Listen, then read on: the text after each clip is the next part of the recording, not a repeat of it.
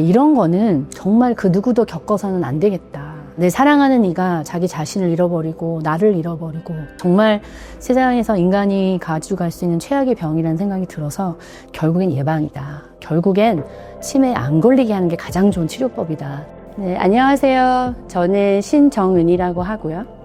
지난 22년간 건국대학교 이비인후과에서 귀를 전공하는 이과 교수로 재직을 하다가 보이노시스라고 하는 제가 시작한 스타트업의 대표로 지금 재직을 하고 있는 사람입니다.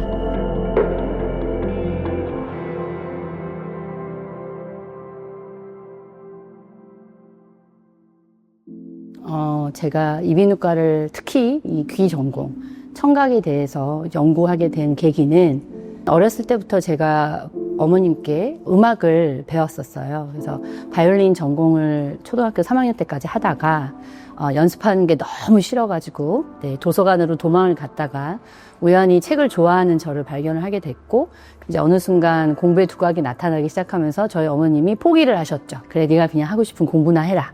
그래가지고 이제 의과대학까지 가서 의사가 되게 되었는데요. 그래서 항상 음악에 대해서, 소리에 대해서 굉장히 관심이 많이 있었고 그런 와중에 제가 이제 학부 본과 3학년 때 이비인후과 학 강의를 듣다가 인공화학 이식 수술을 하시고 다시 듣게 된 한 60대 초반의 여자 환자의 경험담을 제가 보게 됐어요. 그래서 20년 만에 처음으로 자기 딸의 목소리를 다시 듣게 되시면서 그 감동스러운 눈물을 보는 순간 저게 내가 할 일이다. 지난 22년 동안 굉장히 많은 분들에게 소리를 돌려드리는 역할을 최선을 다해서 해왔습니다. 이제 소리를 돌려드릴 수 있는 방법들이 여러 가지가 있어요. 제가 뭐 약물 치료도 하고 수술도 하고 그렇지만 이제 어르신들의 경우에는 대부분 이제 나이가 드셔서 생기는 난청으로 인해서 소리를 잘 듣지 못하시기 때문에 그래서 이제 보청기 처방이라는 걸 통해서 그분들에게 소리를 다시 돌려드리는 그런 이제 역할을 하게 됐는데 그러면서 저는 이제 그 보청기 처방뿐만 아니라 재활에도 관심을 많이 갖게 됐습니다. 왜냐하면 보청기를 해주는 게 끝이 아니거든요. 이분들이 이제 노인성 난청에서 시간이 좀 지나서 인지장애가 생기시고 또 인지장애에서 또 다는 아니지만 한 40% 정도 분이 결국에는 오래 사시면 치매로 가게 되십니다. 그래서 그렇게 치매로 변환되시는 이 과정을 제가 가만히 이제 들어보니까 그분들이 어떤 말을 하는 거가 중요한 게 아니라 그 그러니까 음성의 음향학적 발성이나 이런 것들이 다르다는 거를 제가 깨닫게 됐어요.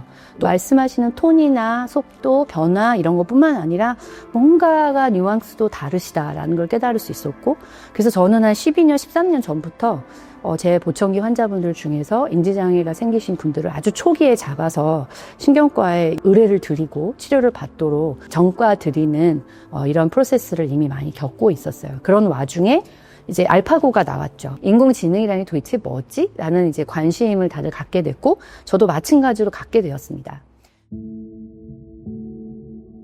네, 저희 아버님이 2017년에 치매 합병증으로 돌아가셨습니다.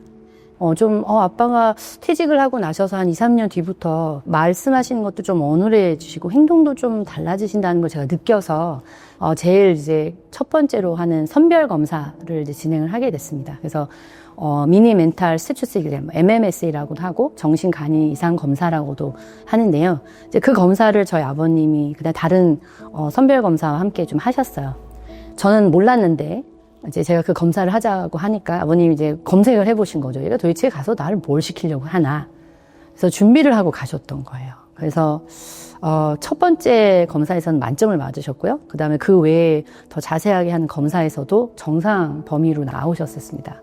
그래서 더 늦게 진단을 받으셨고 진단 받고 나서 바로 4년 6개월 만에 돌아가셨었고 진단 받자마자 이제 제가 모시면서 이제 경험을 하다 보니까 의사의 측면에서 이 질환을 바라보는 것뿐만 아니라 보호자의 측면에서 바라보게 됐고요.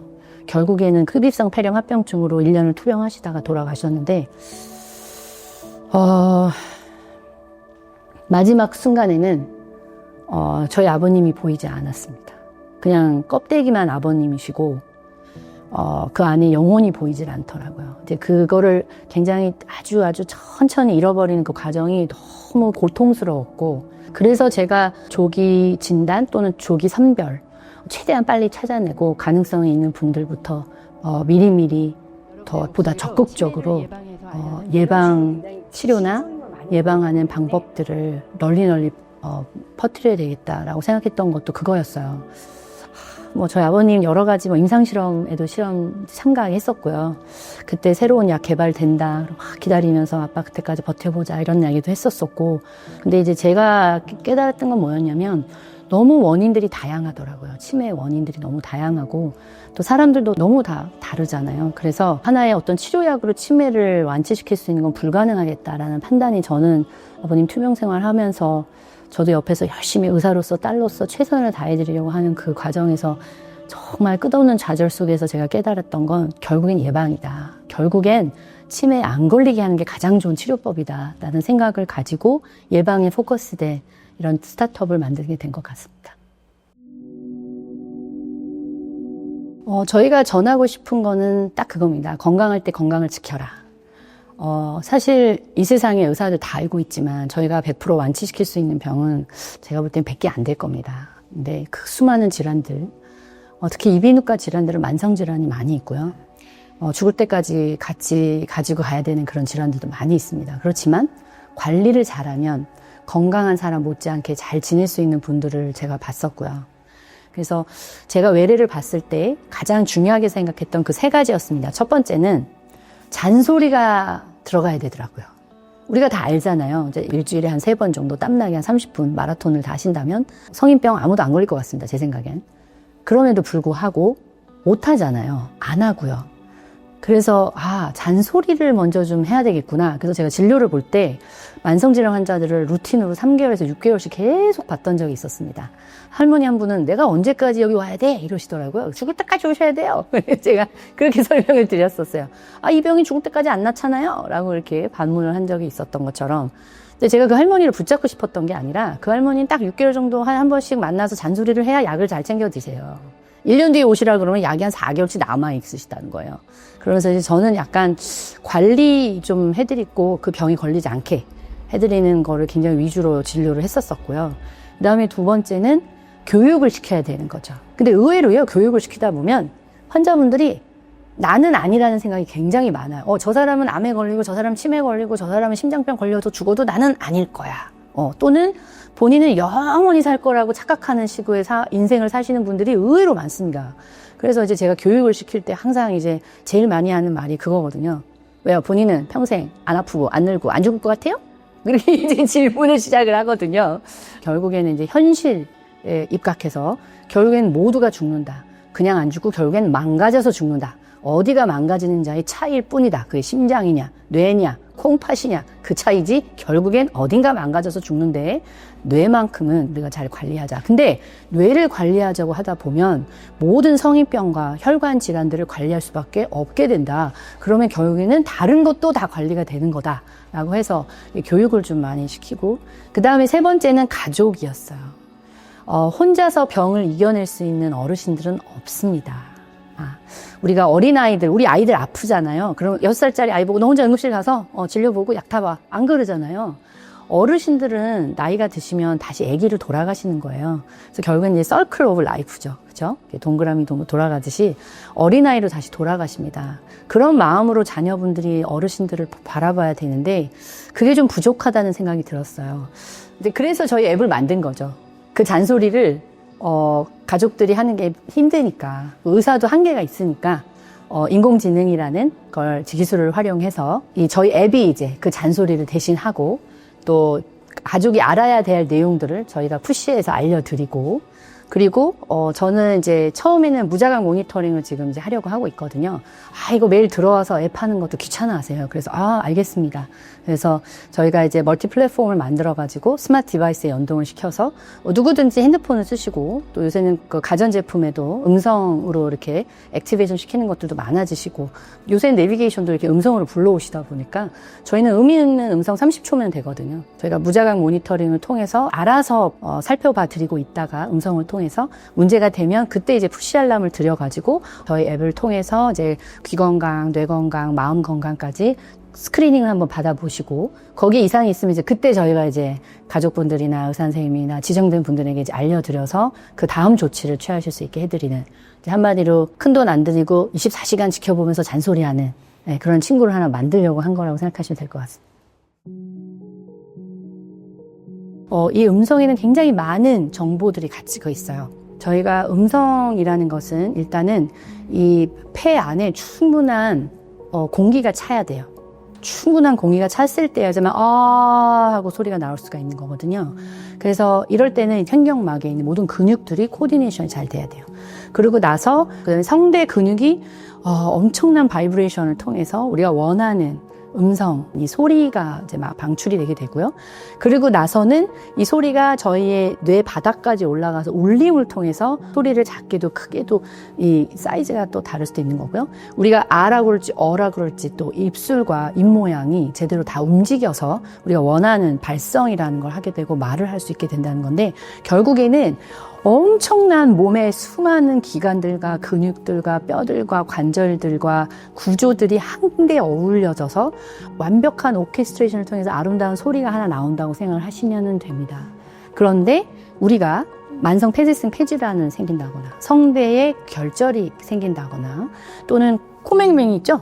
축농증이 생긴다거나 이럴 때마다 소리가 다 달라집니다. 그래서 일관적인 예로 음성으로 당뇨 질환을 진단하는 회사도 있습니다. 또 우리가 말한 자폐를 또 소리로 찾아내겠다. 파킨슨, 굉장히 많은 신경뇌 질환들도 음성으로 찾아낼 수 있고요. 그것뿐만 아니라 기침 소리만 듣고도 이 사람의 폐에 어떤 폐 질환을 가지고 있는지를 구분해낼 수 있다. 음성이나 이 소리가 가지고 있는 것들이 정보가 굉장히 많이 있습니다. 그래서 제가 사실 음성에 포커스를 해서 모니터링을 해야 된다고 계속 강조하는 이유 중에 하나도 음성은 완전 실시가 아니에요. 네. 그리고 CT나 MRI상은 근육하고 똑같아요. 여러분들 운동 열심히 한 3개월 막 근육이 막 생기나요? 6개월 지나야 되는 것처럼 CT나 MRI 상에서 나오는 건 이미 늦었습니다. 저희 아버님도 그러셨지만 음성이 뭔지 알려줘요. 예. 그리고 그날 컨디션이 또 다르다는 것도 장점입니다. 무슨 뜻이냐면 어르신들이 잠을 잘 주무신 날, 소화 잘 된 날의 음성과 그렇지 않고 소화도 안 되시고 잠도 잘 못 주무시고 그 전날 막 몸도 안 좋으셨고 했던 날의 음성이 달라요. 인지 능력도 다르고요. CT, MR을 찍어도 나오지 않습니다. 지금 음성은 다르다는 걸 보여주거든요. 그날 컨디션을 어떻게 조절해서 그것이 쌓여서 내가 얼마 동안 더 오랫동안 건강하게 살 수 있는지, 또는 그것이 거꾸로 잘못 쌓여서 내가 또 어떤 질환을 가질 수 있게 하는, 이게 결정이 되는 거기 때문에 모니터링이 건강을 지키는데 이렇게 중요하고요. 그리고 가장 모니터링할 때 중요한 것은 쌓아야 되고 하기 쉬워야 돼요. 근데 MRI, CT는 아무나 못 찍어요. 네, 피검사 매일 하는 거예요. 특히 유전자 피검사 200만 원 하더라고요. 그걸 어떻게 합니까? 근데 음성은요, 굉장히 싸게 쉽게 아무나 사용할 수 있기 때문에 저는 여러 가지 공공의 의미에서도 음성을 우리가 더 열심히 들여다봐야 된다 생각하고 있습니다. 모든 AI 회사에 인공지능을 한다는 회사의 가장 중요한 보물은, 그 회사의 가장 큰 에셋은 사실상 엔진이 아니거든요. 가지고 있는 데이터입니다. 이제 영어로 보통 garbage in, garbage out. 그래서 쓰레기를 집어넣으면 쓰레기가 나온다라는 식으로 표현을 하는데, 결국에는 어떤 데이터를 가지고 인공지능 이 엔진을 만들어내고 습득을 시키고 학습을 시키느냐가 결국에는 이 엔진의 성능을 좌우하게 되는데, 그럼 이 음성 데이터라는 것을 어떻게 모아야 되고, 각각의 질환이 있는 환자들에게 무엇을 보면서 어떤 사람들을 빼고 어떤 사람들을 더하고 또 어떤 의료 기록을 확인을 해야 되는지를 고민하는 회사가 많지가 않았습니다. 제가 처음에 창립했던 6년 전만 해도.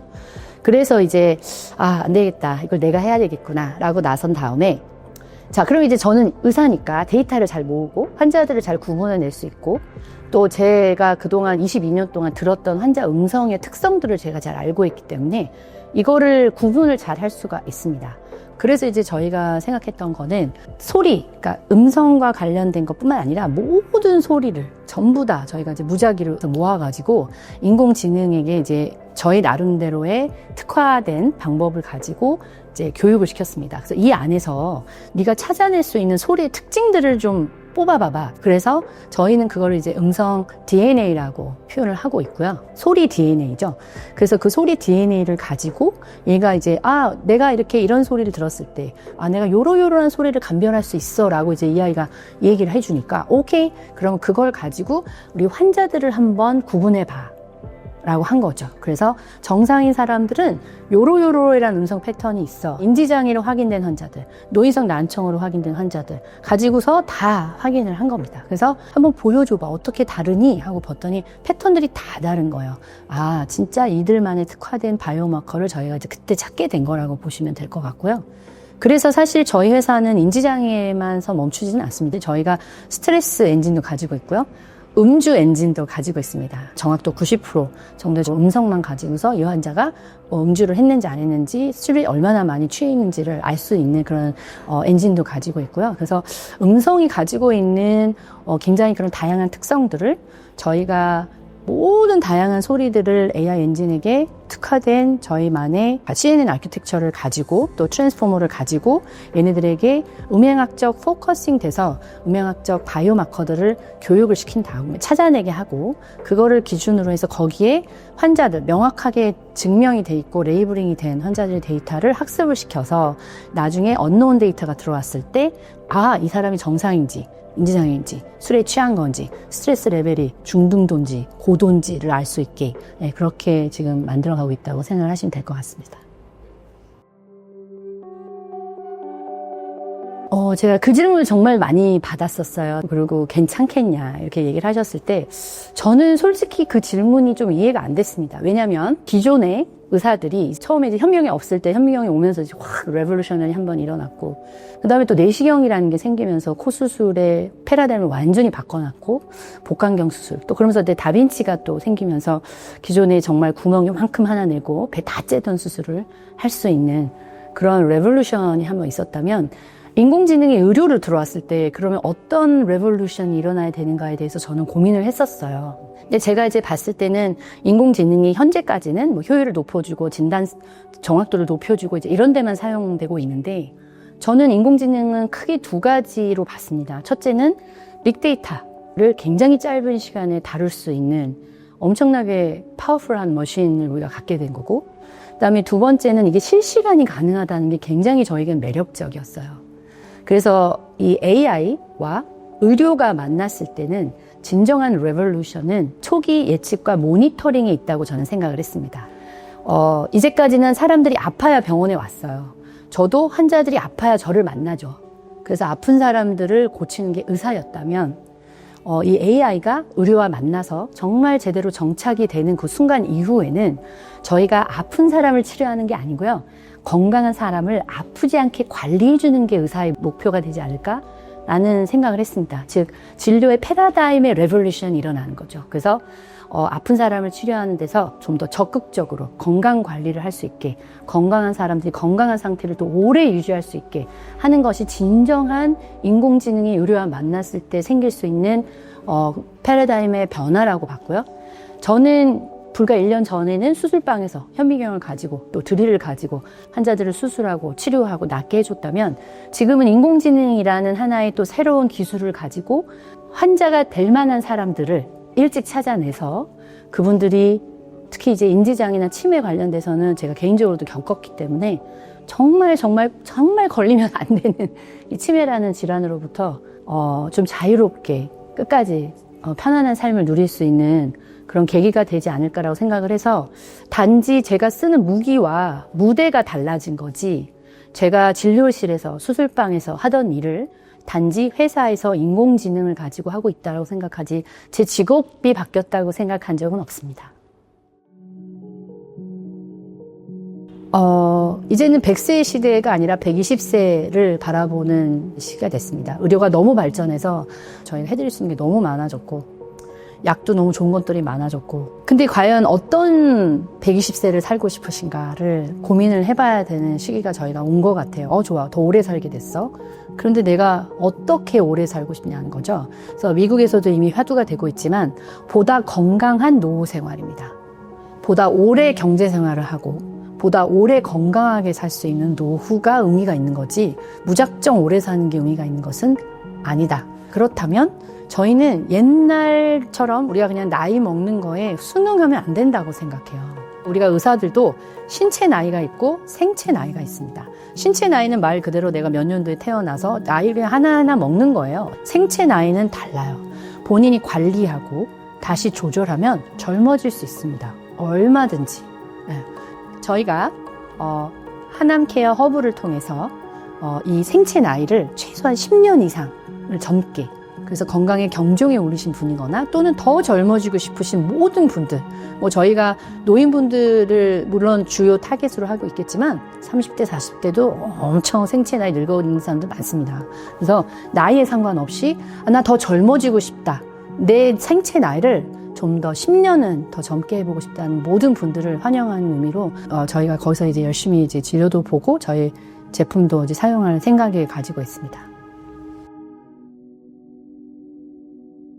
제가 개인적으로 이 회사를 만들어서 꼭 반드시 이 치매 없는 세상을 만들어 보고자 하는 거는 사실은 저희 아버님에 대한 제 약속이에요. 의사로서 아버님을 늦게 찾았었고, 그 당시 할 수 있는 모든 걸 하긴 했지만, 그래도 정말 그 마지막을 제가 지켜보면서 너무나도 마음이 아팠거든요. 그래서, 이런 거는 정말 그 누구도 겪어서는 안 되겠다. 내 사랑하는 이가 자기 자신을 잃어버리고 나를 잃어버리고, 그래서 정말 세상에서 인간이 가져갈 수 있는 최악의 병이라는 생각이 들어서 치매 없는 세상을 만들 때까지 저는 멈추지 않을 거고요. 그런 세상을 만들어 가면서 저 같은 사람이 절대는 안 나왔으면 좋겠습니다. 저는 개인적으로는 그냥 그거 하나예요. 그리고 위로의 말씀을 드린다면 결국에 우리는 태어나는 순간 죽음을 향해서 가는 거거든요. 우리 부모님들이 나이 드시고 머리가 희끗희끗해지시고 점점 애기 같아지시고 화도 더 잘 내시고 잘 삐지시고 어쩔 수 없습니다. 그렇지만 저희가 어렸을 때 부모님들이 주셨던 그 사랑을 기억하면서 저희 보이는시스가 효도를 해드릴 수 있는 앱이 되도록 하겠습니다.